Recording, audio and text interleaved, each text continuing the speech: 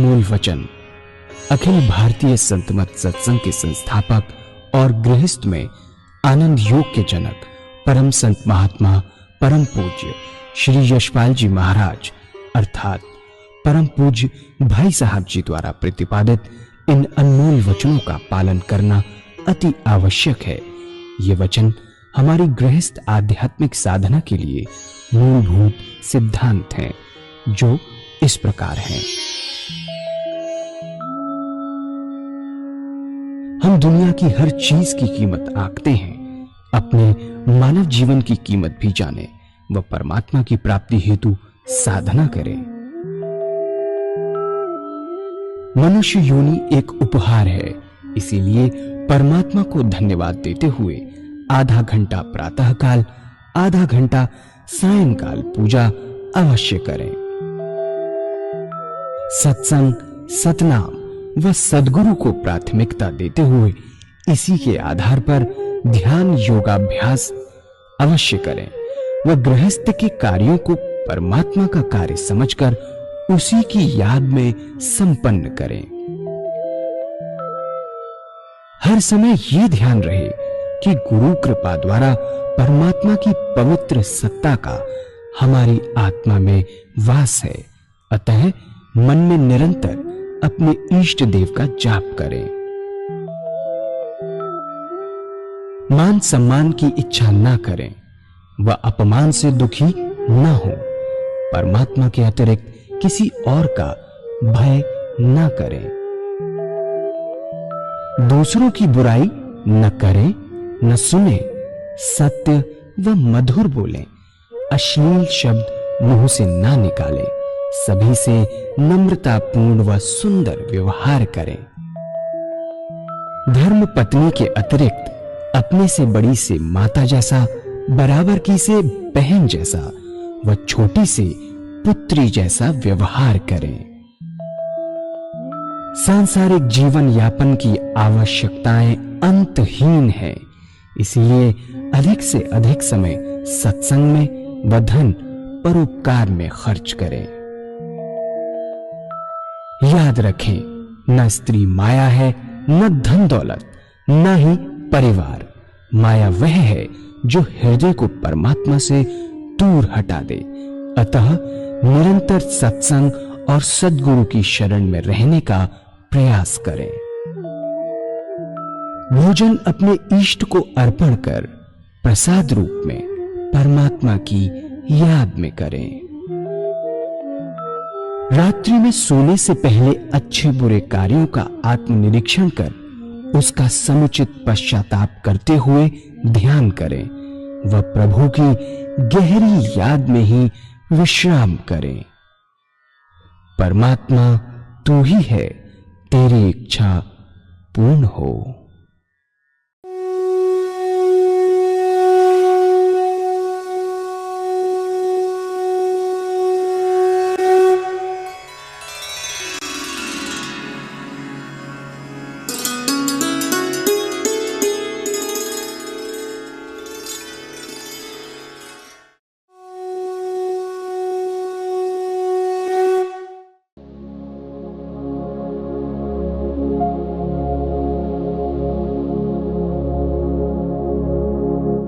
जय सद्गुरुदेव जय पद शरणं श्रेयस्वरूप चरणों शरणं।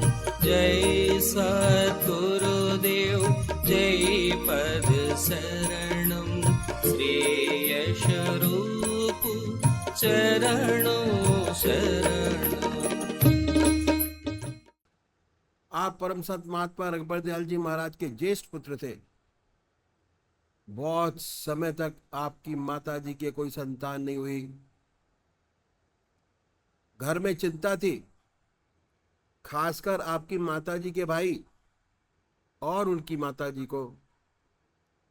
इसलिए आपकी माता जी के भाई और माता जी ने विचार किया कि भगवान शंकर औगड़दानी हैं, यदि रामेश्वरम जाया जाए, वहाँ मिन्नत की जाए तो शायद पुत्र की प्राप्ति हो। और इसी ख्याल से वे आपके घर पधारे और प्रोग्राम जाने का निश्चित किया गया।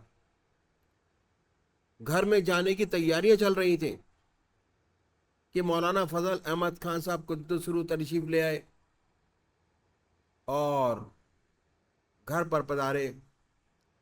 जब आए तब ज्ञात हुआ कि कहीं जाने की तैयारियां हो रही हैं। परम संत महात्मा रामचंद्र जी महाराज, लाला जी महाराज में मौजूद थे। उनसे मालूम किया कि कैसी तैयारियां हो रही हैं। आपने स्पष्ट कर दिया कि रघुबर दयाल जी के अभी कोई संतान नहीं है और घर में उनकी सास और साले साहब आए हुए हैं बहू को रामेश्वरम ले जाने के लिए, और जाने की तैयारियां हो रही हैं कि वहां मिन्नत की जाए और पुत्र रत्न की प्राप्ति हो। ये कल जाना चाहते हैं। मौलाना साहब ने फरमाया कि ऐसी बात है तो जरा पानी ले आओ। गिलास में पानी मंगवाया। प्रभु प्रेम भरी दृष्टि जल पर डाली और अल्लाह का नाम लेकर परम संत महात्मा रामचंद्र जी महाराज को दे दिया और कहा कि ये बहू को पिला दो, ईशा अल्लाह मेरा पोता पैदा होगा। रामचंद्र जी महाराज ने वह गिलास पकड़ा और अपने हाथ से ले जाकर बहू को पिला दिया। जमाना बड़ा पर्दे का था। पर्दा होता था, छोटे भाई की बहू को पानी पिला देना पर्दे के हिसाब से बहुत गलत काम था, लेकिन क्योंकि उसमें किबला साहब की दुआ थी और इसकी अहमियत वो अच्छी तरीके से जानते थे, इसलिए ठीक यही समझा कि ऐसा ना हो कि कहीं हुक्म की तामील ना हो। उन्होंने स्वयं ही इस काम को अंजाम दिया और अपने हाथ से पानी पिलाया। इसके बाद महात्मा रामचंद्र जी महाराज से कहा कि अब कहीं जाने की आवश्यकता नहीं है। किबला साहब ने समझाया कि जो अल्लाह रामेश्वरम में है वह अल्लाह यहां पर भी है, कहीं जाने की जरूरत नहीं। कुछ दिनों बाद यह खुशखबरी मिली कि बहू गर्भवती है। 6 महीने बाद ऐसी हालत बने कि गर्भपात का डर पैदा हो गया। जब ये बात लाला जी महाराज को पता चली, रात के 12 बजे का समय था, उन्होंने फौरन एक पत्र लिखा किबला साहब की सेवा में कि नन्हे रघुबर दयाल जी के घर में गर्भ है बहू को, लेकिन गर्भपात का खतरा पैदा हो गया है कि गर्भ गिर ना जाए। चित्तर नाम का एक सेवक कहार उनके यहाँ रहा करता था। उसे सब सत्संगी भाई चित्तर चाचा कहते थे। चित्तर कहार को रात्रि में ही उन्होंने किबला साहब के यहाँ भेजा। रात्रि में जाकर उन्होंने दरवाजा खटखटाया। किबला साहब उठकर बाहर आए, पत्र पढ़ा और पढ़ने के बाद उसके पुष्ट पर पीछे लिख दिया कि जिस परवरदिगार ने हमें ये खुशी की खबर दी है, मुझे यकीन कामिल है कि मेरे पोता पैदा होगा और उसका नाम ब्रजमोहन लाल रखता हूं। पत्र लेकर चित्तर कहार घर पहुंचा। इसके पहले जो तकलीफ थी वह दूर हो गई और 10वें महीने में आपका शुभ पवित्र जन्म हुआ रामनवमी के दिन। कल जब आप छोटे थे, गोद में थे, तो मौलाना फजल अहमद खान साहब कुद्दुसरू घर पर पधारे और इस बच्चे को देखकर बहुत खुश हुए और गोदी में उठा लिया, बड़े प्यार से खिलाया। उसके बाद पूज्य रामचंद्र जी महाराज को बुलाया और फरमाया कि अल्लाह चाहेगा तो ये मेरा खलीफा होगा। देखो, इसकी तामील का भार तुम्हारे ऊपर है। जब अल्लाह मुझसे पूछेगा कि संसार से क्या लाए, तो तुम्हें और इसे पेश करूंगा। ऐसी दुआ से आपका जन्म हुआ। बचपन से आपका रुझान अध्यात्म की ओर था। 11 साल की अवस्था में आपको पूजा मिल गई। और जब पूजा मिली तब मिलने के बाद बेहोशी हो गई। ऐसा सुंदर ध्यान लगा कि कई घंटों बाद होश आया। महात्मा रामचंद्र जी महाराज ने सारी जिम्मेदारी अपने ऊपर ली। आध्यात्मिक विद्या के साथ साथ दुनियावी विद्या भी उन्होंने अपने ऊपर ली, दिलाई, अपने साथ रखकर उन्हीं के पास रहते थे। जब मैट्रिक आपने पास किया, तंदुरुस्ती अच्छी थी, दरोगा के पद पर सिलेक्शन हो गया। उस जमाने में दरोगा का बड़ा रुतबा हुआ करता था। सिलेक्शन के बाद ट्रेनिंग के लिए ऑर्डर्स आए। जब ट्रेनिंग के ऑर्डर्स आ गए तो घर में बड़ी खुशी मनाई गई कि लड़का अफसर होने जा रहा है, वो भी पुलिस का। मिठाई बांटी गई। वह अपने ट्रेनिंग के कागज लेकर महात्मा रामचंद्र जी महाराज के पास गए और ऑर्डर्स महाराज जी की सेवा में पेश कर दिए। महाराज ने उसे पढ़ा, पढ़कर आंखों में आंसू ले आए। कहने लगे कि हम तो तुम्हें गरीब देखना चाहते थे, बड़े अफसर होने जा रहे हो, बड़ी खुशी है। अपने ब्रजमोहन लाल जी महाराज ने कहा कि जो आप चाहते हैं उसी में मेरी खुशी है, वही मेरे लिए सबसे बड़ी नियामत है। ऐसे त्याग से उनका जीवन हुआ। जो ऑर्डर्स थे वो उन्होंने उसी समय अपने हाथ से फाड़ कर फेंक दिए। इसके बाद लालाजी महाराज की आज्ञा से उसी विभाग में जिसमें अफसर होने जा रहे थे, क्लरिकल जॉब की तैनाती ली। और आप सब इन डिपार्टमेंट को अच्छी तरह जानते हैं कि कितनी दिक्कतें उठानी पड़ती हैं। एक ईमानदार काम करने वाले को बड़ी दिक्कतें उठानी पड़ी। बिस्तर हमेशा गोल रहता, कब ट्रांसफर हो जाए, कब बदली के ऑर्डर्स आ जाए, वह गलत बात लिखेंगे नहीं। अफसर लोग मजबूर करते थे, तब तक ये लिखेंगे नहीं जब तक कुछ होगा नहीं। बिस्तर गोल, जहां मर्जी हो भेज दीजिए। अंग्रेजों का रवैया हमारे देश के प्रति चाहे कैसा ही रहा हो, बड़ा शोषण किया उन्होंने हमारे देश को, बड़ा गरीब बना दिया, इसमें कोई शक नहीं। ये उच्च राजनीति की बात थी, लेकिन जहां तक नीचे तबके की बात है, आप बताते थे कि आप बहुत न्याय पसंद थे, सच्ची चाहने वाले थे, लोग थे। इसलिए कहा करते थे कि जब एसपी अंग्रेज आ जाता तो बड़ा अच्छा समय कट जाता, और जब इंडियन एसपी आ जाता तो मुसीबत पैदा हो जाती थी। वह चाहता था कि जैसा वो चाहे वैसे रिपोर्ट लिखी जाए, बस ट्रांसफर। ऐसी जिंदगी थी कश्मकश की। इतना भारी उनका त्याग था, इसके पीछे कितनी इनकी साधना थी। मौलाना फजल अहमद साहब की दुआ से पैदा हुए लाला जी महाराज को उनकी तामील का भार सौंपा गया। मौलाना अब्दुल गनी साहब ने उनकी परवरिशी की और रघुवर दयाल जी महाराज के पुत्र थे। ऐसे बड़े संतों से उन्होंने विद्या मिली। लाला जी महाराज में ज्ञान प्रदान था, चच्चा जी महाराज में प्रेम प्रदान था, और ये दोनों के मिश्रण थे। इनमें ज्ञान भी था और प्रेम भी था। लाला जी महाराज का ज्ञान और चच्चा जी महाराज का प्रेम, दोनों चीजें आपके अंदर कूट कूट के बनी हैं। उनके अपने अभ्यास काल की एक घटना आपके सामने रखता हूं। जब उन्हें इजाजत खिलाफत मिली, उससे पहले की घटना है।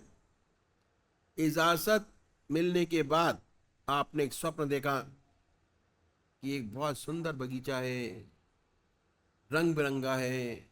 स्वप्न ने एक बहुत सुंदर बगीचा देखा, तरह तरह के फूल खिले हैं, तरह तरह की लताएं हैं, कितना सुंदर मखमल जैसा लॉन है, मन सुगंध वायु बह रही है, चारों तरफ खुशबू ही खुशबू है। ऐसे बगीचे में आप बैठे हैं, ध्यान कर रहे हैं। क्या हुआ कि किन्हीं हाथों ने आपके ऊपर उठा लिया और आपको होश नहीं। हाथों में उठाकर चारों तरफ घूमने लगे। ध्यान हटा तो क्या देखते हैं कि बहुत सुंदर युवतियां, जिन्हें आप इमेजिन नहीं कर सकते, ऐसी युवतियां हाथों में लेकर घुमा रही हैं। जब ये देखा तो इन्हें अपने ऊपर बड़ा ताज्जुब हुआ कि क्या देख रहा हूं। बड़े शम भरे हृदय से फरमाया कि हे परमात्मा, मैं क्या देख रहा हूं। ये कहना था कि वह सपन खत्म हो गया। फिर भगवान की गहरी याद में डूब गए कि हे परमात्मा, ये क्या देखा। नींद आ गई।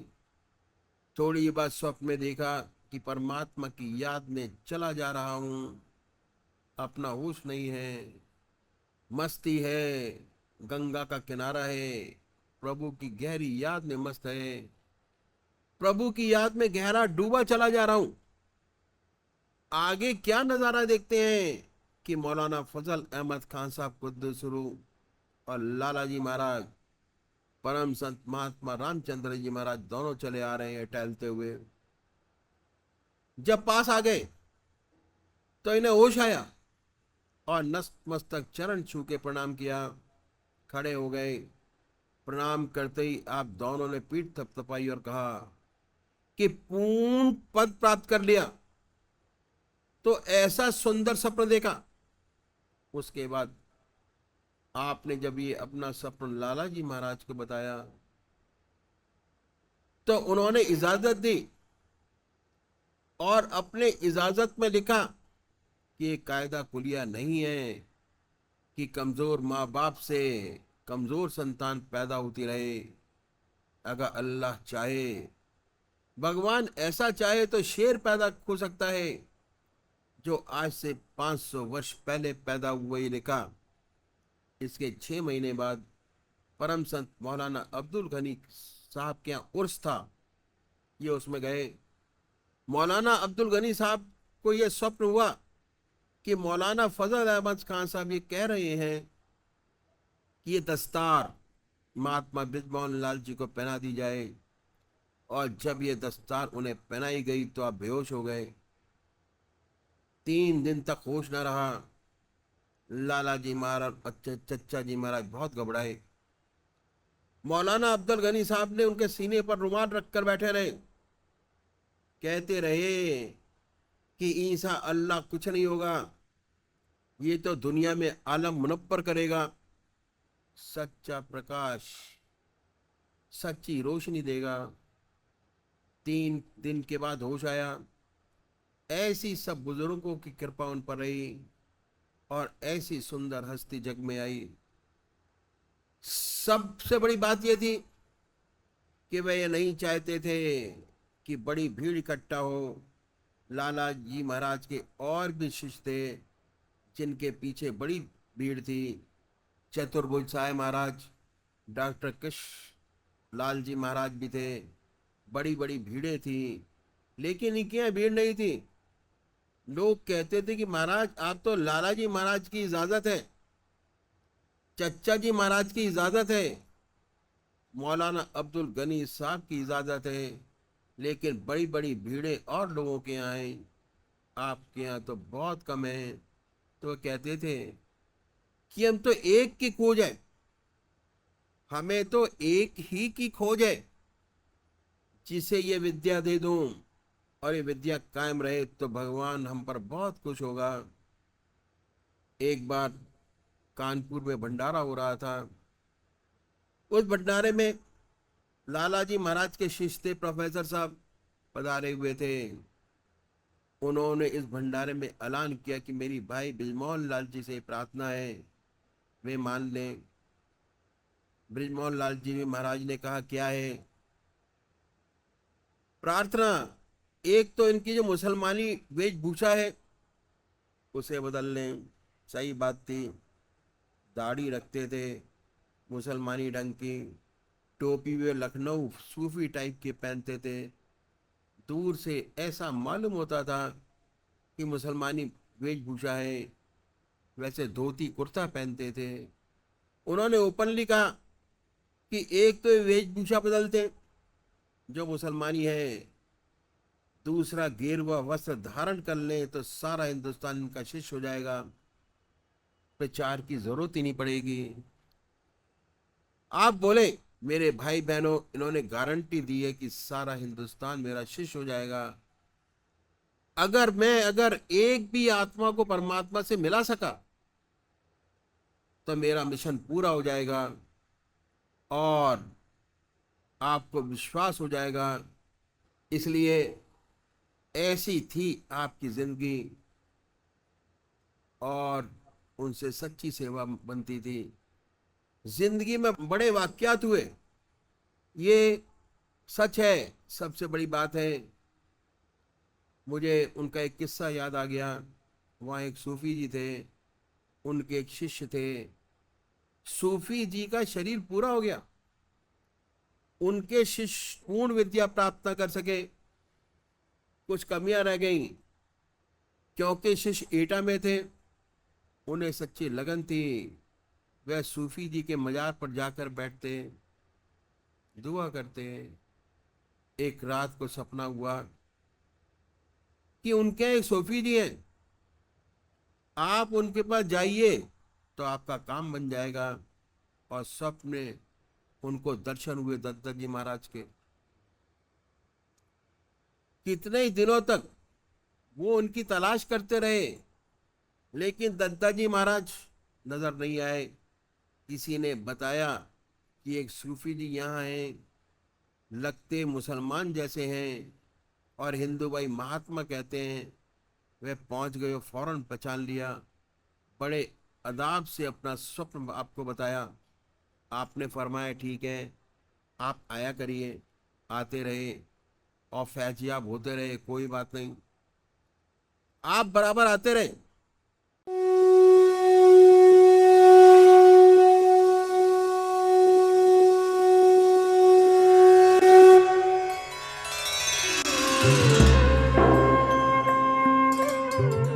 ध्यान योग के कार्यक्रम आनंद योग से निशुल्क जुड़ने के लिए संपर्क करें 9810239677।